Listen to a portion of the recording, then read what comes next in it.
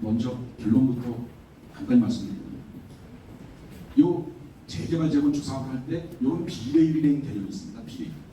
이 비례율이 뭐냐면 내 지금 재산이 여러분들께서 뭐 사람마다 다르겠습니다. 뭐 어떤 분이 한 4억짜리 빌라를 시가는 뭐 금방 알아보시면 나오니까 뭐 이미 알고 계시죠. 여러분들 사람 빌라라든지 단독주택이라든지 토지라든지 가격이 얼마나 시세가 그 정도 다 알고 계실 겁니다. 그런데 이 여러분 구역의 모든 주민들의 현재 재산가를 다 합친 것을 총종전자산이라고 합니다. 종전자산. 그래서 그 이름이 아니라 왜 종전이라고 하냐면 재개발 전이라고 해서 그냥 용어로 종전이라고 합니다. 그래서 이 종전자산은 여러분들 동네의 모든 분들의 현재 부동산 가격을 다 합니다. 그게 저희가 분석을 해보니까 9,908억 원, 한 1조 되는 거죠. 1조 정도가 됩니다. 여러분들의 재산, 현재 재산을 다 합치고. 그래서 그것뿐지 이게 지금 현재 여러분들의 재산인데 이거를 다 부수고 새 아파트 단지를 짓는 거 아닙니까, 여러분? 그럼 새 아파트 단지를 지면은 이게 얼마짜리 아파트 단지가 되느냐? 그게 중요하죠. 잘 짓고 정말 그 유명한 대기업이 와서 재벌 건설회사가 와서 무슨 뭐 GS자이다 이런 브랜드의 아파트가 되고 어디 무명한 뭐 알 수 없는 이름도 모르는 예를 들어서 동신 아파트가 된다. 그럼 그거는 GS자이가 된다. 이래야 아파트가 좋은 거죠. 어쨌든 브랜드뿐만이 아닙니다. 그래서 어쨌든 얼마짜리가 될 것이냐, 여러분들 동네에 아파트 단지를 세워줬을 때 그 아파트 단지 전체가 얼마짜리 아파트 단지가 될 것이냐를 대략 계산해봤더니 2.6조 원. 여러분들의 현재 재산은 1조 원인데 새 아파트를 짓는 이게 2조 6천억 정도 되는 걸로 그렇게 추정이 됐습니다. 그리고 거기서 그건 이제 새 아파트 단지의 총 가격이고 거기서 건축비도 주고 건축비가 요새 엄청 올라가고요. 그리고 각종 비용도 지출하고 남는 게 우리의 미래 신재산, 신재산이죠. 그렇지 않습니까? 우리의 미래 재산입니다. 그걸 빼고 남는 게. 그래서 그걸 계산해보니까 건축비가 한 8천억 정도나 되는 걸로 나옵니다. 거의 여러분의 재산 가치입니다. 그걸 건축비도 주고 나머지 한 400억 원을, 한 3,400억 원을 각종 비용으로 나와서 총 비용이 1.22조 원, 1조 2천억 정도가 비용으로 나옵니다. 그러나 다행히 여러분들의 새 아파트 단지가 2조 6천억이 되기 때문에 거기서 무려 1조 2천억을 그냥 비용으로 다 지출해도 순 1.38조 원, 1조 4천억이 남는 겁니다. 이게 여러분들의 비용을 다 제하고 남은 여러분들 동네의 미래 가치입니다. 1.4조 원. 근데 현재는 1조입니다. 그러면은 그 비율이, 그걸 비례율이라고 그래서 얘기하고 그게 130%나 140%죠. 그러니까 쉽게 말씀드려서 40% 남는 장사가 이렇게 됩니다. 죄송합니다. 그래서 이게 보아타운으로 성공시입니다. 아까 말씀드렸지만은 이건 참 여러분들이 그 시공사 건설에서도 같이 뽑고 이래서 정말 유명한 브랜드. 그건 왜 그러냐면 한 5개 구역으로 여러분들이 출발했을 때 6개 구역으로 출발했을 때 각 구역별로 따로 설계도 따로 하고 무슨 뭐 이렇게 그리고 시공사도 요 구역은 조그만 요 구역이 높대 뭐 여기는 무슨 동신 아파트 이렇게 막 가면 안 되는 거죠. 그래서 그런 것이 다 성공을 했을 때 그렇게 된 얘기입니다. 그게 130%. 근데 각 구역별로 그냥 중구난방으로 개발한다. 그러면 미치진 않지만 9,900억 원이 1조 700억 원. 그러니까 이걸 중구난방으로 한다. 그럼 아파트 단지도 낮아집니다. 그리고 여러분들의 규모를 볼 때 여러분들이 6개 구역이 다 합치거나 한 4-5구역 정도만 합치면 하나의 재개발 규모가 됩니다. 그러니까 대기업들이 들어옵니다. 근데 하나만 따로 시공사 뽑겠다? 롯데 무슨 뭐 부스코 절대 안 되고 조그만 거 안 합니다. 대기업들. 그러니까 밑에 건설회사 됩니다. 그럼 건설회사 브랜드가 좀 낮아지고 그럼 아파트 단지 가격도 낮아지고 이렇게 여러 가지가 소리가 나서 그렇게 계산해 보니까 단독으로 개발을 하면은 2.29조, 2.3조 원의 아파트 단지가 됩니다. 이렇게 보아타운으로 쫙 계산하면 2.6조 원의 단지가 되는데 이렇게 그냥 중구난방으로 하면 2.3조 원의 미래의 아파트 단지가 되고 거기서 비용은 마찬가지입니다. 1.2조. 그러나 사실 비용은 더 들 수도 있습니다. 왜냐하면 비용이 각종 중복돼서 지금 되기 때문에 예를 들어서 간땡만 생각하더라도 6개 구역이 따로따로 시공사를 뽑는다. 그럼 6개 구역별로 시공사가 각각 돼서 현장 소장도 6명입니다. 요쪽 현장 소장, 이 구역 현장 소장 이렇게 되는 거죠. 그러나 이걸 하나의 어떤 건설회사가 보면 현장 소장은 한두 명이 되는 거죠. 그러니까 그 건축비도 싸지고 그리고 우리 입장에서 그리고 경기가 줄어드는 겁니다. 그러니까 그게 다릅니다. 그래서 계산해 보니까 9,900억이 한 1조 700억, 7조 원이 돼서 1.07조 원. 그래서 비율이 108%가 됩니다. 즉 미치지는 않습니다. 8% 정도 납니다. 근데 엄청난 차이가 되는 거죠. 30% 차이가 납니다. 그래서 9,900, 1조가 1.38조 원이 되고 1조 가면 1조 700억 원이 돼서 그 차이가 무려 3천 원이 훨씬 있습니다. 3천 몇 백의 억을 손해를 봅니다. 여러분들이 여기서 일심 단결해서 5개 구역, 6개 구역에 쫙 해서 가는 거하고 뭐 우리 교회도 따로 할래. 그래서 뭐 따로 뽑고 따로 가고 그러는 것이고요. 3천억 원 이상 돈 차이가 난다. 그걸 그냥 합심을 안 하면 3천억 원을 허공에 버리는 게 된다. 이런 말씀입니다. 쉽게 말씀드려서. 자, 그래서 그걸 결론만 너무 먼저 말씀드렸지만 사실은 여기서 이 중전자산 이거는 여러분들의 개인의 재산 1,600분의 개인 재산을 다 치면 금방 나옵니다. 그게 9,900%고요. 이건 계산하기 쉽습니다. 뭐 금방 계산이 됩니다. 이거는 뭐 열심히 품을 팔아갖고 다 그 소리상에서 떼보고 뭐 이거저거 다 떼보고 그 반평을 탁상 감정을 해보면 금방 나오고요. 건축비 뻔합니다. 요즘 건축비가 아파트에는 평당 700만 원에서 800만 원 사이입니다. 엄청나게 올랐죠. 여기 2년 전만 해도 대기업의 경우에도 550만 원, 570만 원 하는 게 700만 원 이상이 됐어요. 엄청 올랐습니다. 그래서 어쨌든 그러나 금방 계산됩니다. 이건 설계만 나오면 금방 계산되고 기타 비용은 이 건축비에 대개 연계되어 있습니다. 무슨 인입비는 건축비에 뭐 0.5% 무슨 뭐 다되기 때문에 금방 계산됩니다. 그러나 계산하기 힘든 것이 당연한 얘기지만 이 재개발 총수입니다. 즉 여기 여러분의 동네에 새 아파트를 미래해졌을 때 미래의 아파트 단지가 평당 얼마짜리 아파트 단지를 그래요. 그건 미래 얘기이기 때문에 하느님만 아시는 거죠 사실. 그래서 그걸 예측하는 게 쉽지 않기 때문에 이거를 지금 말씀드리는 게 굉장히 이르다고 말씀드렸고 이거를 실제로 잘 예측을 하려면 실제 설계를 해야 되고 그리고 저희 같은 사업성 분석하는 회사가 해야 되고 또 감정평가업체법과 감정평가가 되게 복잡합니다. 근데 이제 저희가 아까 말씀드렸다시피 한 40년 일을 하다 보니까 그냥 간단하게 이렇게 계산할 수 있어서 그렇게 오늘 말씀을 드린다고 이해해 주시면 되겠습니다.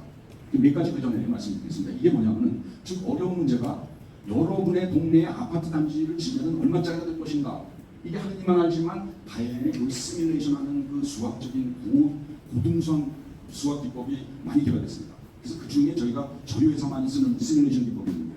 그걸 써서 분석해 본 결과 즉 여러분들 동네 마포구 일대 마포구뿐만 아니라 인접구의 모든 아파트 단지에 대한 요즘 말하는 그 빅데이터를 타고 해서 그걸 갖고 쭉 수학 함수식에다 넣어갖고 그거를 미분해서 제로로 놓고 미분해서 제로로 될 때 6원 연립박도를 풀면은 이 답이 나옵니다. 그래서 나온 게 그냥 그 편을 말씀드리고 평당 한 4,200만 원이 맥시멈 될 것이다. 그리고 아주 최악은 3,700만 원이 될 것이다. 이렇게 나왔습니다. 그래서 그거는 여기 보시면 세대수가 나홀라 아파트 단지보다 큰 그 아파트 단지가 더 비싸게 되고요. 100세대가 더 많아지기에 따라서 아파트 평당가가 몇십만 원씩 오르느냐 이런 것이 수업식에서 다 나오고요. 경관연수가 요즘 새 아파트가 비쌉니다. 경관연수가 1년마다 오래됨에 따라서 몇십만 원씩 아파트 가격이 낮아집니다. 이게 빅데이터에서 다 분석된 겁니다. 그리고 최고 층수가 15층이냐 한 7층짜리냐에 따라서 달라지고 이게 다 나오고 이 DMC역이 있지 않습니까? 저기에 DMC역에서 얼마나 떨어져 있느냐에 따라서 몇 킬로 떨어져 있느냐, 몇백 미터 떨어져 있느냐, 합정역에서는 또 몇 킬로가 떨어져 있느냐에 따라서 합정역에서 몇 킬로 떨어질 때마다 몇십만 원씩 그 평당가가 낮아집니다. 이런 게 다 합쳐져서 이런 수학식이 복잡한 수학식이 나오고 그거에 의해서 이제 계산한 결과 3,700만 원에서 4,200만 원이다. 즉 오하타운으로 해서 총 2,000세대짜리를 쫙 통합적으로 만들고 멋있게 만들고 막 이렇게 했을 때 유명 브랜드 아파트가 들어와서 통합적으로 하고 이럴 때 4,200만 원이 되는 거고요. 아까 말씀드렸다시피 중구난방으로 구역을 하면 3,700만 원짜리 아파트가 됩니다. 이런 게 계산식으로 다 나오는데 그래서 그런데 이게 틀릴 수도 있습니다. 아니 하느님만 한 거지 사람이 뭐 비례를 어떻게 예측하겠습니다. 근데 수학식이라는 게 묘해서 여기 보시면 0.R 값이 0.74이 74%의 확률을 맞는 데 있는 얘기입니다. 그래서 이것도 틀릴 수 있는데 이 결과가 틀릴 확률 한 20%. 이것까지도 나옵니다. 우리 그 대통령 선거하면 뭐 윤씨가 47%, 오왕기 씨가 뭐 45% 박빙이다. 그런 설문조사를 갤럽이나 이런 데서 하지 않습니까? 그럼 이제 설문조사 결과만 나온 게 아니라 그리고 그 설문조사 결과는 오차범위가 플러스 마이너스 3%입니다. 이런 식으로 나오죠. 수학이 그렇게 무슨 그 숫자만 나오는 게 아니라 그게 맞을 확률이 얼마냐, 오차범위 몇 프로 사이에 있을 거냐, 실제 이런 것까지 나와서 이렇게 이게 맞을 수도 있고 틀릴 수도 있지만 맞을 확률이 74% 이런 것까지 나옵니다. 그래서 그거를 사용을 해서 이제 쭉 아까 그런 말씀드린 것처럼 분석하는 것이고 또 이거는 현재 빅데이터를 여러분들 동네 빅데이터를 사용을 해서 한 거기 때문에 사실은 미래 이 부동산 경기가 어떻게 변할 거냐에 따라서 또 달라집니다. 여러분들 뭐 더 피부를 느끼시겠지만 이 마포구 여러분들이 속한 이 마포구의 평당 아파트 가격이 2021년, 22년, 23년, 22년 후반까지 그냥 엄청나게 올랐지 않습니까? 이건 뭐 서울시 다 올랐죠. 그러다가 이제 2022년 말 2023년 초 이때부터 고꾸라지기 시작해서 그냥 엄청 내려갔다가 여러분들 다 아시다시피 최근에 쫙 올라가고 있습니다. 이렇게 마포 전체도 그렇고 그 큰 마포 한강 아이파크 뭐 저쪽에 있습니다. 이렇게 마포 한강 아이파크는 뭐 무려 5,300만 가지고 있습니다. 그러다가 지금 엄청 떨어졌죠. 4천만 원이요. 그러나 여기도 그렇고 여기도 착 올라가고 있는데 요게 현재 상태인데 앞으로 미래는 어떻게 될 거냐? 이거는 안 되는 겁니다. 요게 더 내려간다. 그럼 대한민국이 망하다시피 요게 유지할 수도 있겠고 요게 조금 반등하면서 이렇게 갈 거다. 그러나 경기는 항상 사이클이 있기 때문에 여러분들께서 직접 이제 감을 잡으시면 됩니다. 저는 개인적으로 이게 어느 정도 올라갈 거다. 올라갈 거다 이렇게 보고요. 그럼 뭐 개인적인 의견이 들 수도 있습니다. 그래서 요게 17%, 12% 엄청 떨어졌습니다. 그래서 요게 10%만 좀 올라간다고 볼 때는 어떻게 될까? 요것도 계산해봤습니다. 시뮬레이션에서. 그래서 그런 걸 말씀드리고 또 하나 뭐 뭐를 여러분들이 아셔야 되냐면 이게 2023년 5월입니다. 몇 달 되지도 않습니다. 5월 달에 지금 서울시의 모아타운 중에서 가장 빨리 모아타운으로 선정돼서 사업 시행인가 받고 이렇게 빨리 가는 곳이 있는데 그게 면목동, 강북구 범동 그리고 장이 장이 쪽 모아타운 이런 것들이 몇 군데가 있습니다. 그래서 거기서는 이미 조합 설계돼서 얼마 전에 몇 달 전이죠. 5월달에 시공사 2차가 왔습니다. 건축계. 그랬더니 요 면목동 쪽에서는 코롱건설이 도급순이 우리나라에서 16입니다. 코롱건설이 들어와서 요게 7,400여 개, 2,000평짜리입니다. 조그만 거죠. 하나가. 조합 하나는 조그마니까요. 그래서 여기를 단독으로 우리가 건설하게 되면 평당 749만 원이 든다. 근데 옆에 있는 바로 옆에 있는 3회 2구역까지 통합해서 우리가 우리 회사에게 일을 준다면 639만 원이 되니까 엄청 차이가 나겠습니다. 그렇죠? 그리고 장위는 마찬가지입니다. 금호건설이 15인데요. 금호건설이 들어와서 입찰을 보는데 요 단독으로 요 11회 4구역을 입찰하는데 고기만 할 때는 700만 원이 든다.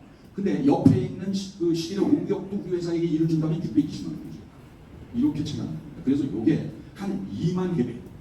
그러니까 한 6,000평 정도를 대기업들이 최소한 그 정도는 돼야 대기업이 들어옵니다. 그래도 대기업이죠. 뭐 코롱건설, 뭐 금호건설 정도. 그러나 요거 조금 높이 모르는 저 롯데라든지 이런 데는 절대 안 됩니다. 삼성은 120%안 되고요. 100%가 아니라. 삼성 현대건설 GS는 이런 데는 100%가 아니라 120%안 됩니다. 그 밑으로 내려가서 롯데 무슨 포스코 이런 데는 100%안 들어오고요. 그 다음에 이제 이런 정도의 회사들이 들어오는 겁니다. 그래서 아까 말씀드렸듯이 6개 국을 다 모아서 합심해서 여러분들이 해주는 거예요. 시공사 뽑는 것도 같은 날에 아니면 뭐 한 달 차이가 나면 문제 없지만 그렇게 합심을 하셔야 건축비도 싸진다. 그리고 유망 브랜드가 된다. 삼성도 이런 거. 그래서 그런 걸 말씀드리고 그런 거를 다 고려해서 이렇게 계산하는 겁니다. 그래서 구체적으로 뭐 이렇게 쫙 해서 가설계를 뜨고 저희 나름대로 해서 이렇게 쫙 분석을 한 겁니다. 1구역, 2구역, 3구역, 4구역, 5구역 뭐 이렇게 해서 분석을 한 거고요. 여기 보시면 가로주택으로 그냥 할 때 모아타운으로 안 하고 가로주택을 안 하고 모아타운에 여러분들이 동의를 하셔서 모아타운으로 갈 때 그리고 모아타운으로 통합이 완전 성공했을 때 이런 여러 가지 시뮬레이션하고 또 경기가 한 10% 아파트 값이 지금보다 한 10% 정도 올랐을 때 경기가 회복될 때 가로주택으로 갈 때 쫙 계산하고 그리고 모아타운으로 경기가 10% 회복됐는데 모아타운으로 일단 간다 그랬을 때 계산하고 그리고 경기 회복되고 10% 올라가고 모아타운으로 아주 성공했을 때 여러 가지로 계산해서 이런 결과가 나왔습니다. 여기 보시면 부동산 경기가 현재 상태다. 이건 뭐 현재 상태는 당연히 올라간다고 저는 생각을 하는데요. 어쨌든 가로주택 정비 사업을 그냥 하면은 모아타운을 안 한다 여러분들이 지금 동의 안 한다. 가로주택 정비 사업 언젠가 하지 뭐 이렇게 되면 신규 아파트 총 매출액이 1조 9천억짜리가 되고 모아타운으로만 되면 2조 3천억이 되고 모아타운으로 대단히 성공하면 2조 6천억이 된다. 이게 부동산 경기가 회복되면은 부동산 값이 오르니까 2조 가로주택으로만 가도 2조가 넘고 그리고 모아타운으로 일단 가면 2조 5천억 모아타운으로 아주 성공하면 2조 8천억 여기서 왔다 갔다 할 것이다. 그래서 비례율 아까 말씀드린 이익률이 부동산 경기 현행 유지를 할 때 가로주택 사업은 93% 그리고 모아타운으로 일단 가면 108% 모아타운으로 성공하면 130% 일단 부동산 경기가 10%만 회복돼도 그냥 가로주택만 해도 남고요 13%가 그리고 모아타운만 그냥 동일해서 대충 가면 딱딱 하더라도 중구난방으로 하더라도 130%가 남는다 30%가 그리고 모아타운으로 쫙 성공하면 무려 155, 165가 된다 65%가 이익이 납니다 이렇게 경우에 따라서 달라지는 겁니다. 그래서 그걸 간단히 도표로 말씀드릴게요.